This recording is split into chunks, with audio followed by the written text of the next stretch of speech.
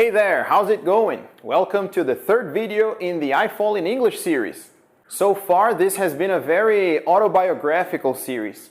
In the first video, I told you how I went from advanced to fluent in English by studying a friend's DVD I'd bought for 20 reais in a bakery near my house. And in the second one, I told you about my process of abandoning social ignorance and how that has influenced the videos I make. The links to both of these videos are in the description.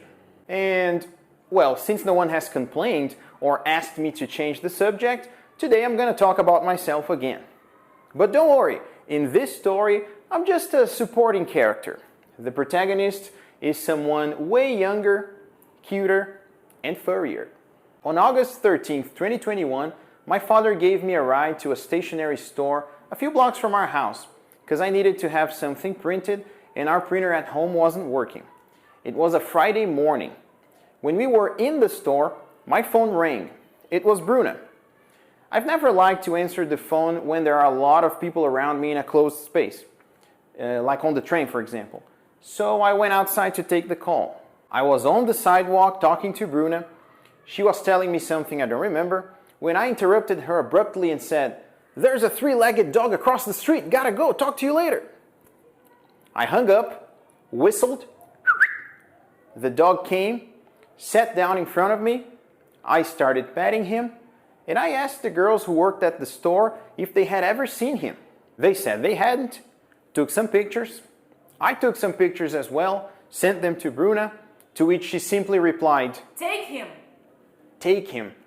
I didn't know if she was serious or not, so I called her, but she was in a work meeting. Anyway, my father and I did what we had to do there, got in the car, and I remember telling him on our way home, I think Bruna and I will get that dog. It's really important to mention that Bruna and I were 8 days away from moving in together. And we always knew that once we moved in together, we were gonna get a dog. No questions about that. When I got home, I started telling my stepmother about the dog. I couldn't stop thinking about him. I texted the stationery store to see if he was still there. He was. And some minutes later, once her meeting was over, Bruna called me. We had a serious talk about whether we should get that dog or not.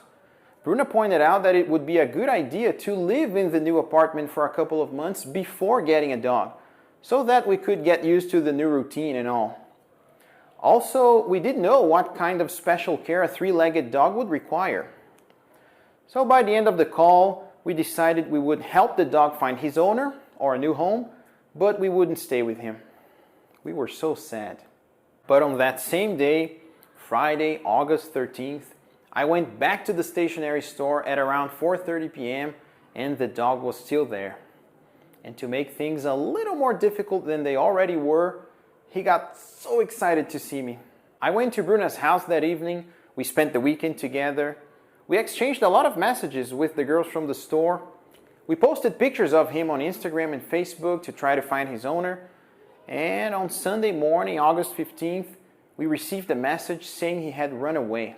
Although it was Sunday and almost everything was closed, we went there to see if we could get any information. I gave some people my phone number in case they saw a three-legged dog, but that was it. On the next day, Monday morning, one of the girls from the stationery store told us the owner had been tracked down and that she didn't want him anymore. As soon as I learned about it, I told Bruna, if this dog shows up again, he's ours. There have been too many signs already. She agreed. At around 2 p.m., I was teaching a class when my phone rang.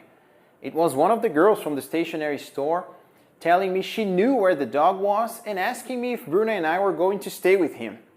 I said we were, and I couldn't stop smiling and thinking about it. It was very difficult to finish that class. So on Monday, August 16th, 2021, 5 days before we moved in together, Bruna and I became the parents of the best, most special dog ever, Osvaldo, a name that was given him by the girls from the stationery store. If you want to see more of Osvaldo, the link to his Instagram account is in the description. Leave a comment telling us a little about your pet's adoption, hit the like button if you've enjoyed this video, and share it with someone who likes dog stories with happy endings. Thanks for watching, and I'll see you next week.